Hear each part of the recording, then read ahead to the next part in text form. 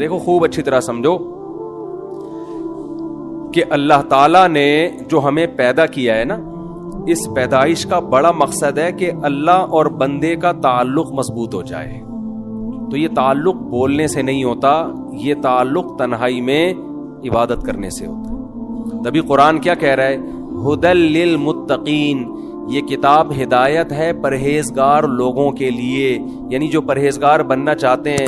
الذین یقیمون الصلاۃ، ان کی سب سے پہلی علامت یہ ہے کہ وہ لوگ نماز کو قائم کرتے ہیں. تو اللہ سے تعلق پیدا کرنے کے لیے سب سے مضبوط چیز کیا ہے؟ نماز ہے.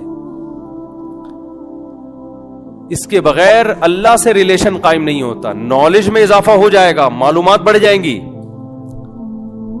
تو آج سے عزم کریں. دیکھو نماز کی ابتدا فرض سے ہوتی ہے. نبی صلی اللہ علیہ وسلم نے فرمایا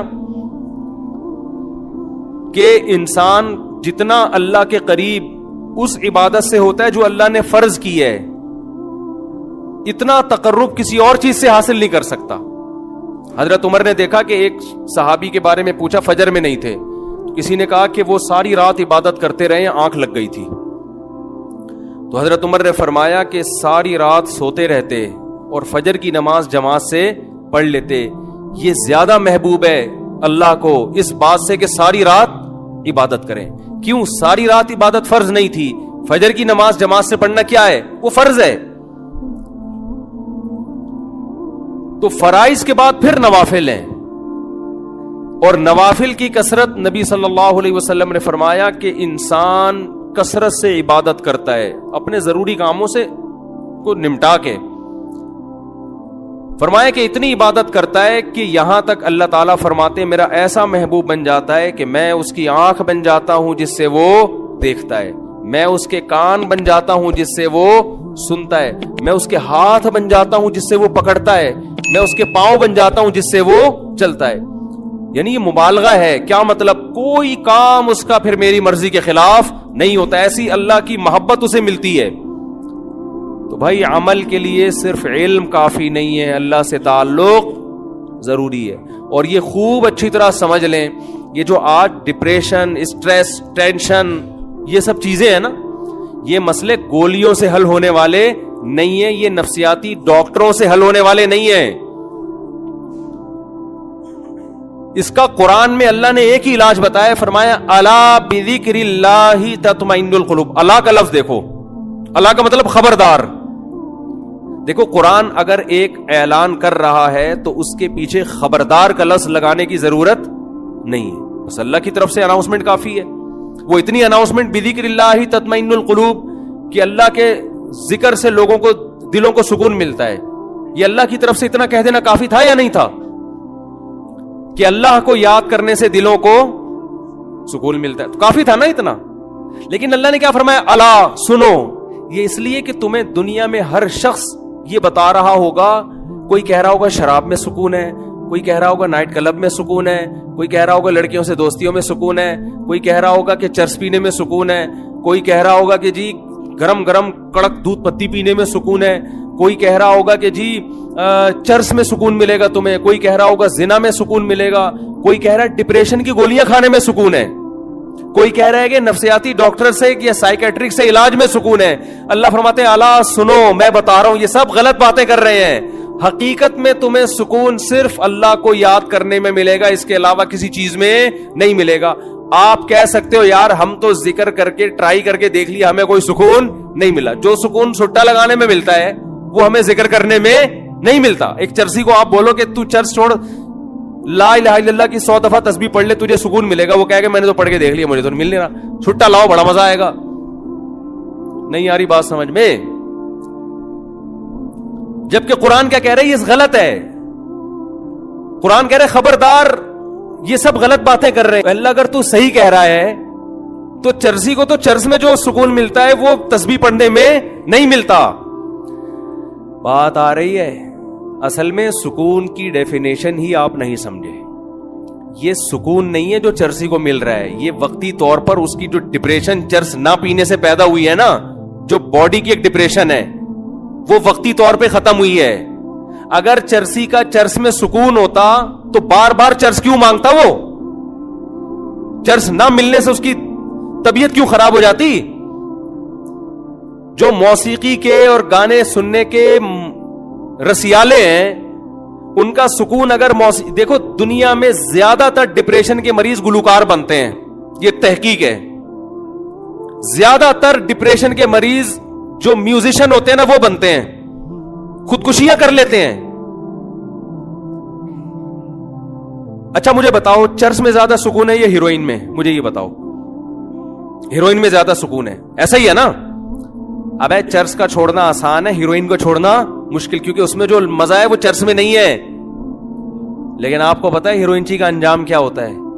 اگر سکون میں ہوتا تو ترقی کرتا، پھلتا پھولتا، صحت اچھی ہوتی، ہنسی خوشی زندگی گزارتا. جو جتنا زیادہ مزے کی لائف گزار رہا ہے نا مصنوعی طریقے سے، وہ اتنا ڈپریشن کا مریض ہے. سمجھتے ہو؟ وہ ڈپریشن کا اتنا زیادہ مریض ہے. اس کی مثال دے کے بس بات ختم کرتا ہوں. دیکھو طاقت کی دو قسمیں ہیں. ایک طاقت ہوتی ہے جو کھانا کھانے سے آتی ہے. ایک کمزور سا باریک سا انسان جو جیسے آج کل کے ہمارے اکثر کراچی کے نوجوان ہیں، ایسا لگتا ہے ہینگر کے پہ کپڑے لٹکے ہوئے ہیں بس. اب کوئی اسے کہے کہ چلا نہیں جا رہا، بیٹھا نہیں جا رہا، یہ چلا گیا کسی ہیروئنچی کے پاس کہ مجھے طاقت چاہیے. اس نے ہیروئن کا ایک ٹیکا لگا دیا، یہ اچھلے گا نا، چھلانگے مارے گا، کودے گا، ایک دم پاور آ جائے گی، آپ کی بتی سی پھاڑ دی اس نے. کیا مطلب؟ کیا طاقت آ گئی ہے اس میں؟ بولتے کیوں نہیں بھائی یہ طاقت نہیں ہے، یہ وقتی ہے، ایک وقتی اس بلڈ کے سرکولیشن کو ایک چیز نے تیز کر دیا. اور یہ چلا گیا کسی ڈاکٹر حکیم کے پاس، حکیم صاحب میں چاہتا ہوں میرے جسم میں طاقت آ جائے. تو حکیم اس کو ڈائٹ پلان لکھ کے دے رہا ہے کہ جم جاؤ، تنکے کے دونوں طرف بٹن لگاؤ، روزانہ اٹھایا کرو. تھوڑے دنوں بعد وہ قمیض کے بٹن ہٹا کے شیروانی کے بٹن لگا دو، پھر ہوتے ہوتے وہ 2 بٹن، اس کے بعد پھر 1-1 کلو کا ویٹ، پھر ایک دن آئے گا ایسے ویٹ اٹھاؤ گے. اور اس دوران یہ پلان، اتنے انڈے کھانے، اتنی روٹیاں کھانی ہے. اب وہ کہہ رہا ہے یار اس دن چرسی نے ٹیکا لگایا تھا، میں زبردست طاقت آ گئی تھی میری باڈی میں. اور یہ جو ڈاکٹر صاحب بتا رہے ہیں آج میں جم گیا تو جانے کے بعد بجائے طاقت آنے کے میں تو بالکل ہی پڑ گیا زمین پہ. 2 دن تو مجھ سے بستر پہ، میں نے تو پینوڈل کھائی ہے بھائی. اور یہ جو اس نے مرغے شرغے بولے تھے وہ میں نے کھائے، میرا تو پیٹ خراب ہو گیا. تو ڈاکٹر کیا بولے گا؟ اب وہ طاقت نہیں ہے، وہ چرسی نے چرس کا ایک ٹیکا لگا دیا تجھ میں جو تو 2 منٹ اچھل رہا ہے. وہ تھوڑے دنوں میں جتنا ہے نا، ابھی تو ہینگر پہ کپڑے نظر آ رہے ہیں، ہینگر بھی غائب ہو جائے گا تھوڑے دنوں میں، صرف کرتا شلوار رہ جائے گا. تو نظر نہیں آئے گا، تو محسوس ہوگا لوگوں کو، حقیقت محسوس ہوگا کہ کوئی بندہ تھا، رہے گا نہیں تو. اور میں جو طریقہ بتا رہا ہوں نا، اس میں وقتی طور پر تو بور ہو رہا ہے، درد بھی ہو رہا ہے، پین بھی ہو رہا ہے، ذرا کر کے دیکھ. 1-2 سال کے بعد دیکھنا، آج تو بٹن اٹھا رہا ہے، ٹھیک ہے نا، 1-2 سال کے بعد دیکھنا تیری قمیضیں پھٹنے لگیں گی. لوگ بولیں گے کرتا شلوار تھا، اب نہیں ہے، اب بندہ ہے، کرتا پتہ نہیں کہاں گیا اس کا. تو یاد رکھو اللہ کے ذکر سے جو سکون ملتا ہے وہ ایسا نہیں ہوتا کہ آج بیٹھ گئے آپ نے، آج ایک تسبیح پڑھ لی، آج نماز پڑھ لی. کنٹینیو ایک کام کریں، یہ نیچر ہے، انسان کی فطرت ہے رب کی عبادت کرنا. اس ٹریک پر جب آئے گا تو آہستہ آہستہ آہستہ آہستہ اس کا دماغ فریش ہو جائے گا، آہستہ آہستہ اس سکون میں جائے گا. اور یہ جو سکون ہے نا، موسیقی کا سکون، ایک فلم دیکھ لی، ایک ڈرامہ دیکھ لیا، کوئی فوج فلم دیکھ لی اور جناب کوئی سٹا لگا لیا، یہ سکون برباد کرنے والی چیزیں ہیں. جیسے چرسی اور ہیروئنچی کو ٹیکا لگا دیا آپ نے. تو قرآن اس لیے کہہ رہے الا بذکر اللہ تطمئن القلوب، دلوں کو سکون اللہ کے ذکر، اللہ کی یاد کے علاوہ کسی چیز میں نہیں ملتا. کر کے تو دیکھو، ایسا نہیں ہوگا کہ آج تسبیح پڑھ لی تو ایک دم فٹ فاٹ ہو گئے، ٹھیک ہے نا. اللہ سے دل لگاؤ، کیونکہ دلوں پہ طاقت کس کی ہے؟ اللہ کی ہے. تو وہاں سے موٹیویشن ملے گی آپ کو، وہ سب اپنے آپ کو حوالے کر دو اس کے. انگریزوں نے بڑی تحقیقات کی، ہمارے ایک ریلیٹیو ہیں امریکہ میں، انہوں نے کہا کہ گورے کہتے ہیں کہ یار یہ مسلمان قیدی جب جیل میں ہوتے ہیں نا، اکثر ڈپریشن میں نہیں جاتے. یہ پہلے زمانے کے قیدیوں کی بات ہے. اور جو غیر مسلم ہوتے ہیں وہ خودکشیوں پہ آ جاتے ہیں. انہوں نے کہا کہ وجہ اس کی ہے کہ مسلمانوں کے اپنے جیل کے اندر معمولات شروع، کوئی قرآن حفظ کر رہا ہے، کوئی تہجد پڑھ رہا ہے، کوئی جناب کوئی تسبیح کر رہا ہے، صحیح ہے نا، یہ اللہ اللہ کرنے میں لگ جاتے ہیں اس میں. دیکھو جو چیز آپ کو تنہائی میں سکون نہ دینا, جس آدمی کو ہر وقت لوگوں کا مجمع چاہیے سکون کے لیے, تو سمجھ لو کہ یہ آرٹیفیشل سکون ہے. ہم نے اہل اللہ کو دیکھا ہے اکیلے میں سکون سے بیٹھے ہوئے ہیں, جو کہ آج کل کوئی بھی نہیں بیٹھ. اکیلے میں سکون جب ہوتا ہے جب آپ اللہ سے دل لگا لو. تبھی تو حدیث میں آتا ہے نا, قرآن قبر کی وحشت کو دور کرے گا. کیوں؟ آپ دنیا میں تنہا تھے, اکیلے تھے, آپ نے قرآن سے دوستی لگا لی, تلاوت کرتے تھے آپ. سعودی عرب کے بڑے عالم تھے شیخ بن باز رحمہ اللہ تعالی, ان کے بارے میں سنا کہ اتنا زیادہ ذکر کرتے تھے کہ بیت الخلاء میں جب جاتے تو زبان کو دانتوں سے بند کر لیتے تھے, کیونکہ وہ آٹومیٹک ذکر ہوتا تھا. یہی بات یہاں بر صغیر کے ایک عالم گزرے, قاری فتح محمد رحمہ اللہ تعالی, ہمارے شیخ مفتی رشید احمد صاحب کے خلیفہ تھے. وہ قرآن کی تلاوت اتنی زیادہ کرتے تھے کہ جب بیت الخلاء یا واش روم جاتے تو زبان کو دانتوں سے دبا لیتے, کیونکہ آٹومیٹک ان کی زبان پہ تلاوت شروع ہو جاتی. ہم نہیں کہہ رہا کہ آپ اتنے بڑے بزرگ بنے, میں کہہ رہا ہوں بھائی فرض تو پڑھ لو نا. کیا خیال ہے؟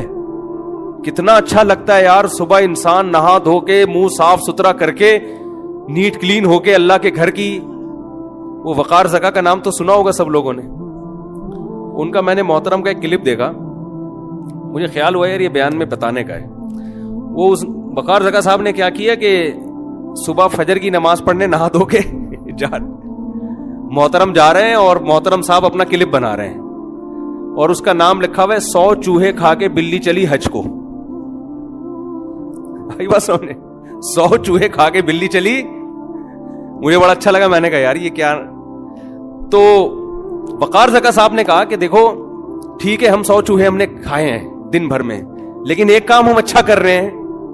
تو یار چلو بلی حج کو جا رہی ہے تو 100 چوہے کھا کے اگر اس نے غلط کیا تو حج کرنے کے لیے یہ کام تو اچھا کیا نا. تو اس نے کہا آپ صبح صبح اٹھیں, نہائے دھوئیں اور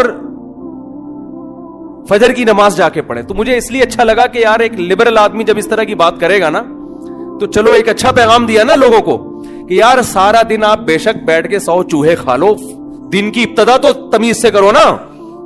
میں نہیں کہہ رہا کہ وہ 100 چوہے کھانے والی بات صحیح ہے غلط ہے, اس بحث میں میں نہیں پڑھ رہا, کسی کی شخصیت پہ میں نہیں جاتا کہ کون صحیح ہے کون غلط ہے, لیکن میسج بڑا اچھا دے دیا. میں نے بڑی رپلائی کیا, میں نے کہا یار یہ میسج بڑا خاندانی دیا. بہت سے لوگوں کو شاید اس سے خیال ہو کہ یار دن بھر جو مرضی بدماشیاں کریں, دن کی ابتدا تو کم از کم تمیز سے ہو جائے نا.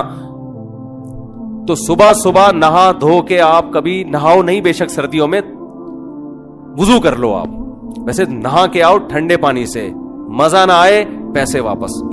سردیوں میں کراچی کی سردی قابل برداشت ہوتی ہے, صبح آپ ٹھنڈے پانی سے نہاؤ, پہلا مگا کاکڑ دن نہ کرے گا, اس کے بعد بالکل ٹائٹ ہو جائے گا حساب. یا شاور جب کھولو گے تو پہلی جو چھینٹیں پڑیں گی وہ ایک دفعہ ٹرن کر کے آپ ہلو گے, وائبریشن ہوگی, ری سٹارٹ ہو جاؤ گے آپ, بہت ٹائٹ ہو جائے گا کام, بس ختم کر رہا ہوں. تو جب نہا دھو کے آپ آؤ تو آپ دیکھو کیسا سکون ملتا ہے انسان کو. ہماری عبادت جو اسلام نے رکھی ہے نا اس میں طہارت رکھ دی ہے, اس طہارت سے اس عبادت کا مزہ دگنا ہو گیا ہے. اگر اسلام میں یہ وضو نہ ہوتا, یا اسلام میں نماز کے لیے استنجا نہ ہوتا, اور مسواک نہ ہوتی, دانت صاف کرنے نہ ہوتے, تو پھر نماز کا آدھا مزہ تو خراب ہو جاتا. وضو میں تکلیف ہوتی ہے انسان کو, لیکن یہ وضو انسان کو فریش کر دیتی ہے. پھر پاک کپڑے پہن کے آنے کا حکم ہے, اگر ناپاکی کے ساتھ اجازت ہوتی نماز کی روحانیت ختم ہو جاتی. کتنا اچھا لگتا ہے فجر کی نماز میں, اور جو فجر میں آ گیا اس کا مطلب باقی ساری نمازیں پڑھ لے گا وہ. تو ارادہ کریں میرے بھائی کچھ اللہ کا کو یاد کرنے کی, اور ارادے ابتدا کس سے کرنی ہے؟ فرض نماز سے. اور جرمانہ رکھیں اپنے اوپر. ابھی جتنے لوگ بیٹھے ہوئے ہیں عزم کریں کہ جس کی کل فجر کی جماعت گئی اس کا ناشتہ گیا. ناشتہ اسی دن کرنا ہے جس دن فجر کی نماز جماعت سے پڑھنی ہے. جب تک سزا نہیں دیں گے اپنے آپ کو, انسان کو موٹیویشن نہیں ملتی, انسان کا بچہ بولو نہیں بنتا. سمجھتے ہو؟ اللہ عمل کی توفیق عطا فرمائے.